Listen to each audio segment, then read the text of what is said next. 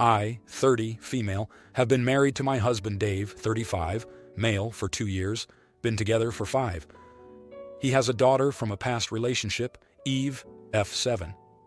I have always been decidedly child-free. I don't like or want to be around children. When I met Dave, I didn't know he had a child. We had been dating for 4 months before I realized it. To people who asked why I didn't think to ask, we met at his house, at a party he hosted. There was no picture or anything indicating there were kids around. In fact, his entire house screamed bachelor, while there was a sofa, white bedding, extra clean, and an infinity pool. I realized he had a kid only when her mom dropped her off without notice at his house when I was there. It was a shock. I told him I am child-free and need to end the relationship, but he begged me to stay. I told him in no uncertain terms I don't want to be around or raise a child. He agreed. He even got a vasectomy to prove to me he is serious. Eve lived with her mom most of the time and visited every other weekend. I took off these weekends. Basically, I still led a child-free life. All that changed 2 months ago when Eve's mom remarried. Her husband didn't want any kids previous to their marriage around. Eve's mom decided since she took care of Eve for 7 years, it was now Dave's turn to. She told him that as she gave the kid to him. Their custody agreement flipped, basically. Dave does love his kid and doesn't want her to suffer. He tried getting his mom to look after her, but his mom, having just retired, refuses to work anymore. Dave was forced into keeping Eve full-time. This meant a major adjustment for me as well. I had to learn to live with a kid in the house. I just avoided her at all costs, even though it was affecting my relationship with Dave, as we didn't get enough time together. Last week, though, Dave fell sick. He needed me to take care of Eve. I tried the first day, but it was weird, awkward, and exhausting. From the second day onwards, I just got a babysitter on my dime. When Dave recovered enough yesterday, he was furious at me for putting his child with a babysitter and refusing to take care of her. I reminded him what our agreement was. He said it didn't matter, that I should have taken care of his kid, that he needed me to step up. He said this was just selfish of me and that I am an AH for doing this. Am I the idiot? A lot of the comments are bashing me for having married a man with a child. I admit, I was being naive. All I can say is, in the 5 years we were together, the only time I saw the child before her mom's wedding was when she was dropped off. Dave kept their lives so easily separate. It was easy to forget he had a child. Dave is not just a father. I loved him, married him, and stayed with him because he is an amazing partner for me. We share a lot of the same interests, and life with him was heaven. It only got bad once Eve moved in. All of you who are bashing me about being cold to her, we just don't cross paths. Our home is pretty big. She leaves for school before I get up. I will be working late and won't be at home when she gets back. When I get back, she would be in her room doing homework. I go to my room to freshen up. By the time I get downstairs to cook and eat, it will already be her bedtime. On weekends, DH, dear husband, takes her out with him, or I go out. We almost never cross paths. When I see her, I do smile. I do say hi. I don't go out of my way to see her or engage with her. That is it. The day I tried, she acted like a normal 7-year-old would, I think. She had school, so I had to make her breakfast, get her dressed, and drop her off. I got up early for that. She chatted nonstop, giving me a headache. I worked from home and got her in the afternoon. Again, fixing food, helping with homework, getting her to eat dinner, and tucking her in bed. I did all of it. I fell into bed with a huge headache. I asked my friends for an emergency babysitter and got the one they recommended. Paid extra for the emergency. I was physically, mentally, and emotionally exhausted by taking care of her. I had a professional take care of her the rest of the days. I still checked on her and said goodnight every day. I am sorry, but as a person who physically and mentally can't take care of kids, this is the best I could do. Now, here are the comments. Comment 1. You're the idiot. Every adult in this situation has failed this child. You knew you weren't interested in being around a kid and still married someone with a kid. It doesn't matter that he didn't want to split when you found out. You have a boundary around kids. You should have bowed out. Instead, he chose you over his own child. And now her mom is doing the same. And her grandmother, who is not responsible for her care, isn't interested in caring for her either. You are a heartless creature to have moved her in, then ignored and avoided her very presence in the house.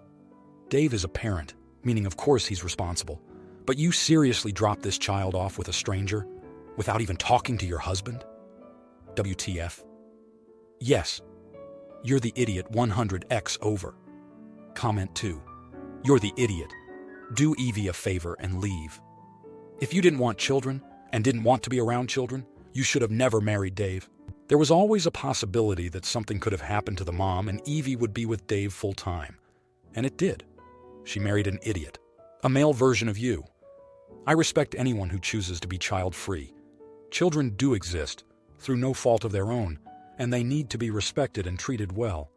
If you really abhor children, do not marry someone with a child. Comment 3. Not sure I've ever read anything where everyone sucks so badly in this situation. Except Eve. You are all massively selfish so-called adults causing profound damage to this poor child. OP, you're not the parent, so you're slightly less culpable. But if you're involved with a parent, they and their kids are a package deal, and you can't split that up. You chose to believe something impossible and stay in the relationship, so you are also an idiot. Everyone sucks here. Poor Eve. Now, for the next story. So my 24-year-old boyfriend has dyspraxia, but didn't get diagnosed until he was 19. For those who don't know, it impacts someone's relationship with movement, fine motor movement, balance, and sometimes spatial awareness. So my boyfriend gets himself hurt a lot, but he never makes a super big deal out of it. Partially because he's used to it, and partially because he always got in trouble as a kid for being so clumsy. Yesterday, we visited my parents. My brother, 31 years old, and his wife, 33 years old, were there. My boyfriend headed to the kitchen and walked into the door handle. I could tell it hurt, but he tried to brush it off. I didn't make a big deal, as I know he doesn't like attention being brought to things like that. But my parents got concerned and checked on him. As the day went on, a few more small things happened. Each time, my parents would check on him. Near the end of the night, after we had had a few drinks, we were both walking, and he accidentally walked into me. After my parents checked up on him again, I could tell he was getting a bit uncomfortable, so we stepped outside. My drunk sister-in-law followed us. She started angrily telling me to get my boyfriend under control. He wasn't the only one here to see my parents, and that he kept taking all the attention, and he needed to stop being such a pick-me girl, and that he was being clumsy on purpose. My already tipsy boyfriend got pretty upset. He had been uncomfortable at the level of attention and concern my parents had been giving him. He had been called clumsy by his parents all the time as a kid, so he started to tear up, which made him feel worse because he hates crying, something he also used to get in trouble for. My sister-in-law made another comment, how now he's crying, so he can get all the attention, and I yelled at her. My parents had been talking to her all day, and while they had been checking up on my boyfriend when he has hurt himself, they have given her plenty of attention, and using her own words against her, she wasn't the only one here to see my parents. She then started crying and ran inside to get my brother. He came out pissed that I upset his wife, but calmed down as soon as he saw me comforting my boyfriend. He told me that he'd call me later and got his wife, and they left. I called a ride home and apologized to my parents, thanking them for having us over.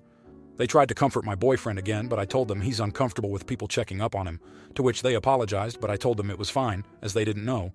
My brother and I have yet to have that call, and my sister-in-law has been texting me, saying that I was now causing problems with her marriage, and that I should have stayed out of it, since this didn't concern me, and was an issue between her and my boyfriend, as he's, in her words, obviously jealous my parents like her better than him. I've ignored her, but the fact that she's now sober and still upset, and that I was also drunk during the argument, has me wondering if I should have handled it differently. So, am I the idiot? Edit. Small edit made in comments due to post length. Now here are the comments. Comment 1. Not the idiot.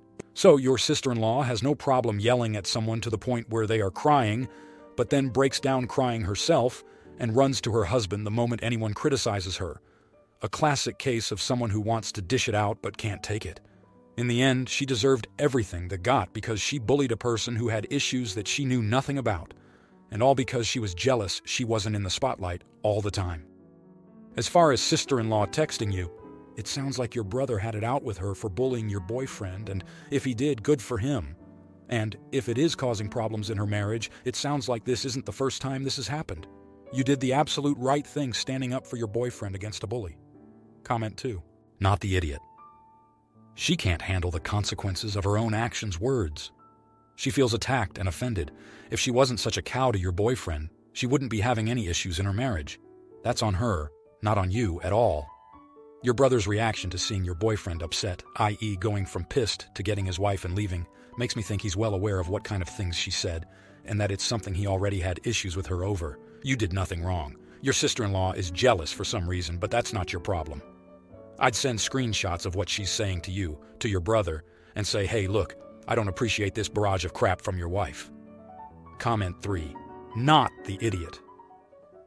Her own insecurities make her lose it if she is not the center of attention. You should have an honest, calm talk with your brother and show him the texts. You were reasonably upset.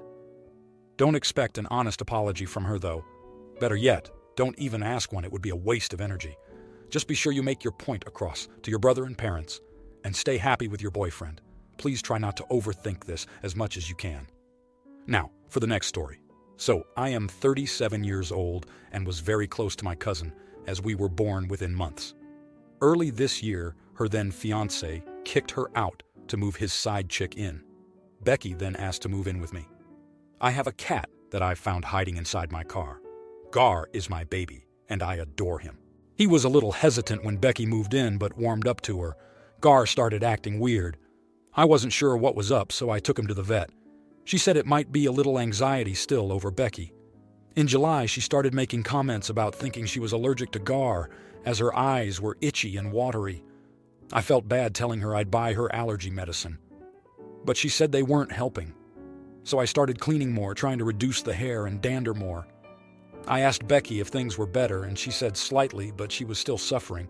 She asked me to confine him to my bedroom so the common rooms were clear of him. I told her no. I had to leave for a few days for a baby shower. My plan was to go to the shower, then visit with my friend. Halfway through the shower, my phone rang. I didn't know the number and figured if it was important they'd leave a message. And they did. I excused myself to listen, finding out it was a shelter in the next county over. Apparently, a woman dropped off my cat saying they found him. Gar is microchipped, thank God. The girl behind the counter explained, and I just knew it was Becky. I arrived home and Becky saw me from the garage. Her face looked panicked as I got out. She said she was sorry, but Gar got out and she hadn't found him. I said, that's weird, as blank county animal shelter said they had Gar. She shifted a little when I asked what really happened. That was when the word vomit started. It ranged from her allergies to Gar being underfoot all the time to the stench of the litter box. I told her I have Gar and that she has 2 days to leave. I'm sure her mom would take her back. The waterworks started before she screamed, stomping inside, grabbing her keys and leaving. That was a week ago. Now, here are the comments. Comment 1. Not the idiot. I'm impressed you didn't choose violence. No one messes with my cat. I hope Gar is okay after being catnapped by Becky. Treats and scritches to him from this Reddit stranger and cat lover. Comment 2. Not the idiot, of course. Are you kidding me? She dropped your cat somewhere? What an A. Do you still have stuff from her because she left in a hurry? I would take those things and leave them at a thrift store. If she wants them, then she can go and pick them up there. Comment 3. Not the idiot god, that's weird. I am actually allergic to cats with a neighbor whose cat seems to love me for that very reason, and I still let him on me, allergy tablets in hand. There must be something more to this, surely. If you like this video, you'll probably like these too. Also, while you're here, please consider subscribing. It's your support that keeps this channel alive and allows me to make better and longer videos. Have a great day. Have a great day.